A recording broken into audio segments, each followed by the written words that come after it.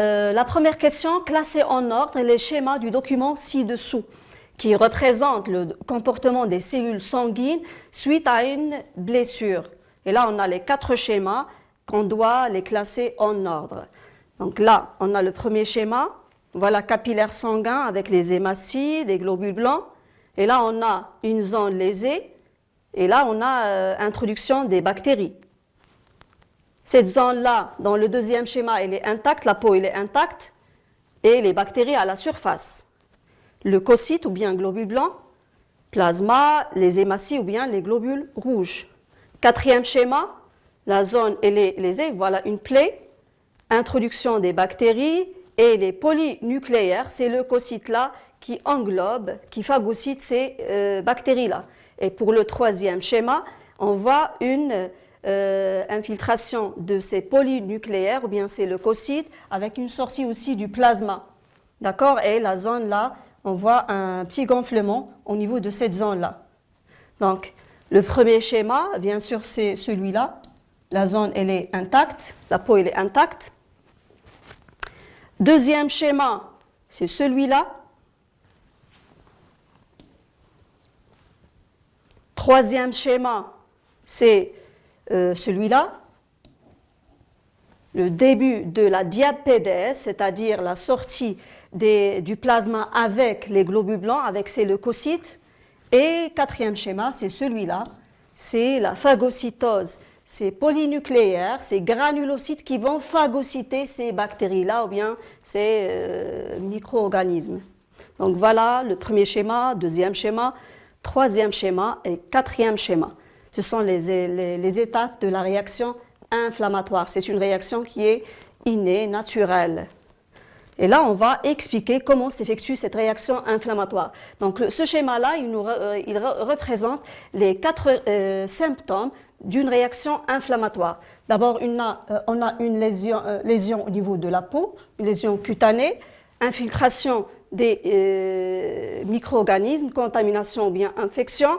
Et voilà, on a des mastocytes, ce sont des cellules sentinelles comme des gardiens du corps et qui vont libérer des substances chimiques, ce sont des médiateurs chimiques, à savoir l'histamine pour les mastocytes et aussi macrophages, on a les cytokines. Ces substances chimiques, ils vont passer par filtration vers le sang et qui vont par la suite stimuler la sortie d'autres cellules immunitaires. Ce sont les granulocytes ou bien ces neutrophiles qui vont passer vers la zone infectée pour englober, pour phagocyter ces micro-organismes. Et là, on a 4 étapes, ou bien 4 symptômes plutôt, d'une réaction inflammatoire. À savoir, on a la douleur au niveau de la zone, car là, on a des terminaisons nerveuses au niveau de cette zone-là.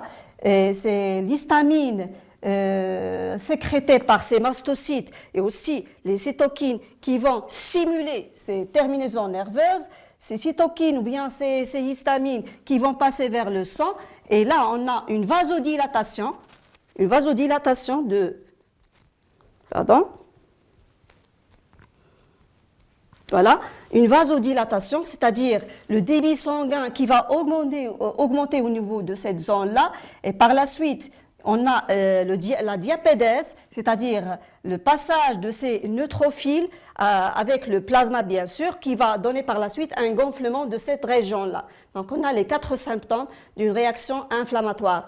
La douleur, après on a la rougeur, suite au débit sanguin très élevé au niveau de cette zone-là, on a le gonflement, car là, la sortie du plasma avec les polynucléaires, et là, on parle des réactions inflammatoires. Voilà une autre explication. Donc, les mastocytes, ces mastocytes-là et ces macrophages, ils vont libérer des médiateurs chimiques.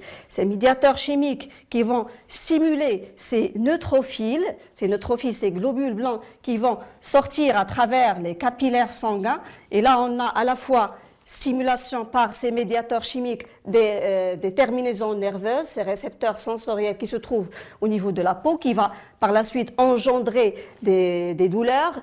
Aussi, on a ces histamines qui vont augmenter le flux du sang à cette zone-là pour sortir le maximum de ces neutrophiles. Et là, on a un gonflement au niveau de cette zone, une rougeur aussi, une rougeur suite au flux sanguin, aussi une augmentation de la température locale, car on a une quantité très élevée du sang à cette zone, et aussi on a un gonflement. Ce gonflement-là, il est issu suite à la sortie du plasma avec ces polynucléaires. Donc les mastocytes libèrent de l'histamine, voilà, tandis que les macrophages sécrètent des cytokines, ce sont des médiateurs chimiques, ces médiateurs chimiques qui provoquent la dilatation des capillaires sanguins, des capillaires avoisinants, c'est-à-dire une vasodilatation. Et ces capillaires qui se dilatent, ils deviennent perméables. Les médiateurs chimiques libérés par ces cellules immunitaires attirent les neutrophiles. Donc ces cellules sentinelles, c'est-à-dire ces mastocytes, ils vont libérer l'histamine qui va par la suite attirer les neutrophiles et qui vont passer vers la zone infectée. Et voilà, les granulocytes neutrophiles, ces globules blancs qui vont digérer les agents pathogènes par phagocytose et les débris cellulaires au siège de la lésion et par la suite le tissu cicatrise, ou bien se cicatrise, pardon. Voilà une petite vidéo qui montre cette réaction inflammatoire, donc l'introduction des agents pathogènes, par exemple des virus ou bien des bactéries. Ces virus-là ou bien ces bactéries, ils représentent à leur surface des substances nommées ou bien des protéines nommées les antigènes, et ces antigènes-là, ils vont être reconnus par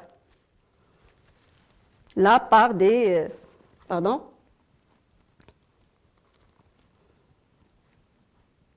voilà, donc l'infiltration à travers une plaie, voilà ces antigènes, et ces antigènes, ils vont être reconnus par des cellules nommées les cellules sentinelles, à savoir les mastocytes. La fixation et la reconnaissance par l'antigène et les mastocytes va provoquer la libération des médiateurs chimiques comme l'histamine.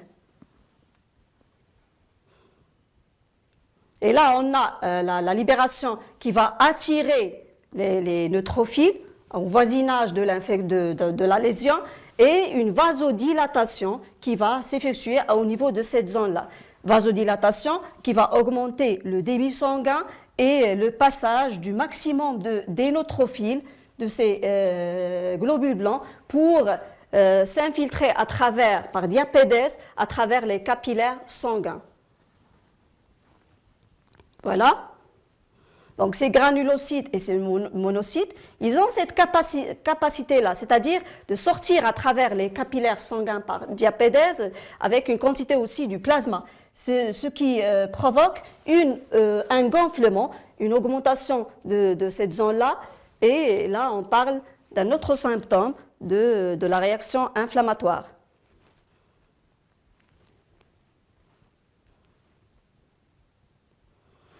Donc ces polynucléaires, on parle ici de granulocytes et des macrophages, qui vont par la suite phagocyter et éliminer ces agents pathogènes.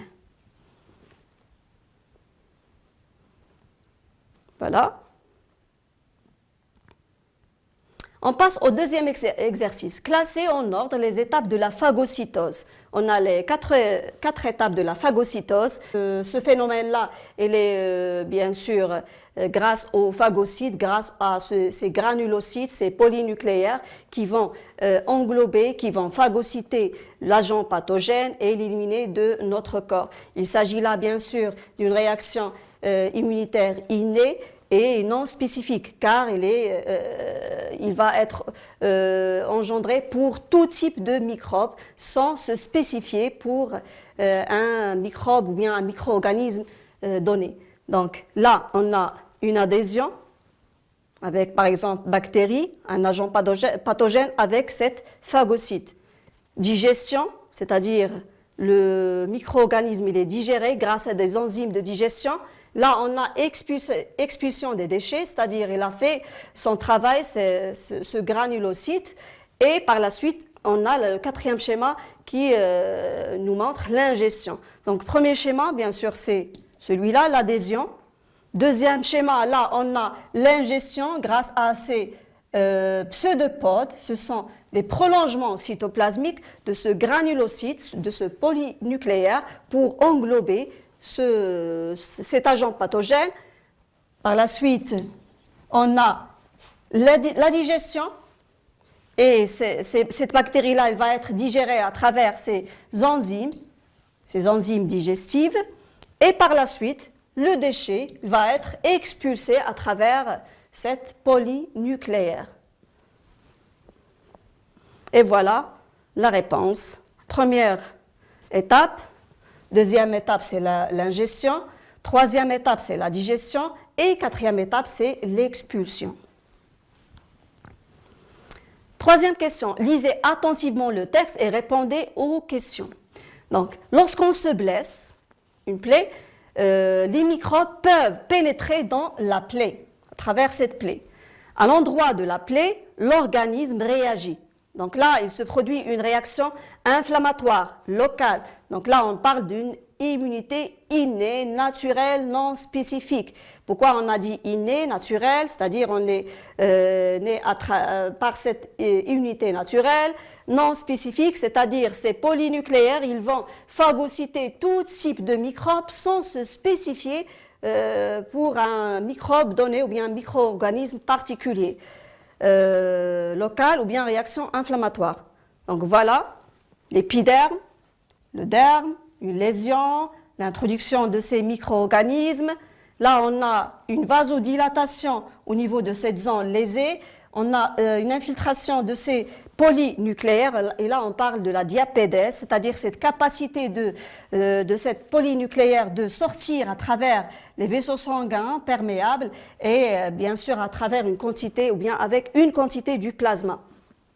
Et là, le but, c'est phagocyter ces agents pathogènes pour les empêcher d'arriver au niveau du sang ou bien au niveau des cellules. Donc, citer par ordre l'apparition des signes traduisant une inflammation, d'abord on a douleur. Donc, on a dit que la lésion, il va provoquer l'introduction de ces bactéries à travers cette barrière-là, la peau par exemple. Et là, il y a des cellules sentinelles, c'est-à-dire des gardiens de notre corps qui se trouvent au voisinage de la plaie. Et ces cellules sentinelles, à titre d'exemple, on a les mastocytes qui vont libérer une substance ou bien un médiateur chimique, à savoir l'histamine. Et cette histamine-là, il va provoquer une stimulation de ces terminaisons nerveuses.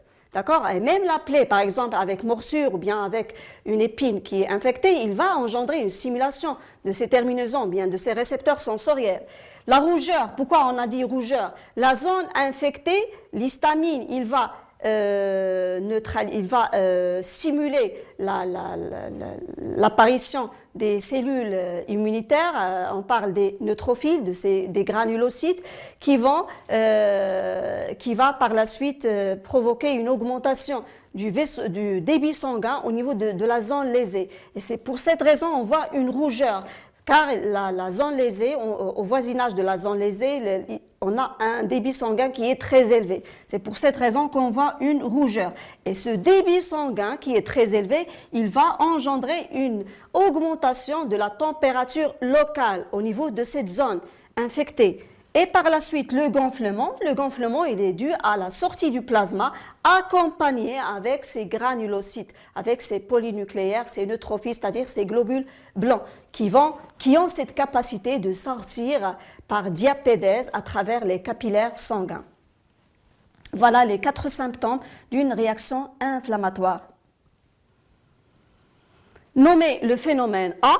Voilà le phénomène A, on voit ce polynucléaire qui va s'infiltrer, qui va sortir à travers le capillaire sanguin. Donc ça, c'est diapédèse. Citez le nom et le rôle de l'élément B. Donc l'élément B, donc voilà l'élément B, c'est-à-dire ces polynucléaires, ces granulocytes. qui vont passer, ou bien les monocytes aussi, qui vont sortir à travers ces capillaires sanguins pour phagocyter ces agents pathogènes. Et là, on a le phénomène A, c'est diapédèse, et l'élément B est le phagocyte, c'est-à-dire ce polynucléaire, et son rôle est éliminer, soit polynucléaire ou bien aussi les monocytes, qui vont éliminer les micro-organismes au niveau de la zone infectée. Troisième question, les schémas du document ci-dessous représentent, là un mot représente ENT, une infection par une plaie et la réaction inflammatoire. Légendez ces schémas. Donc voilà, on a le début d'une infection par une épine qui est infectée, d'accord, qui va introduire des agents pathogènes. Là, on a des terminaisons nerveuses. Là, on a les différentes parties de la peau. Là, on a le capillaire sanguin avec le plasma, les globules rouges, les globules blancs. Et là, on a la zone qui va représenter une réaction inflammatoire. On a ce gonflement-là, cette vasodilatation au niveau du vaisseau sanguin. Donc là, pour la réponse, terminaison nerveuse. Là, on a introduction, grâce à cette épine-là, à travers cette épine infectée, des micro-organismes, des agents pathogènes, vaisseau sanguin avec les différents constituants et l'infection par une épine. Bien sûr, l'épine, elle est infectieuse, il va infecter notre corps. Là, on voit des bactéries ou bien des microbes. Là, cette zone-là, il va engendrer ou bien on va montrer une réaction inflammatoire. Donc, la plaie, avec le gonflement, grâce à la sortie du plasma à travers le capillaire sanguin, qui va aider ces polynucléaires de sortir par diapédèse dans la zone où il y a ces micro-organismes, ces agents pathogènes qui veulent s'introduire qui veulent entrer vers soit le sang, soit ils vont passer vers les cellules comme le cas des virus. Là, on a l'épiderme, la couche superficielle de la peau, et là, on a le derme, la couche interne. Et là, on parle d'une réaction inflammatoire avec les 4 symptômes, douleur, rougeur, gonflement et bien sûr, par la suite, on a augmentation de la température locale au niveau de la zone lésée. Donc, c'est tout pour cette séance. Merci pour votre attention et à la prochaine.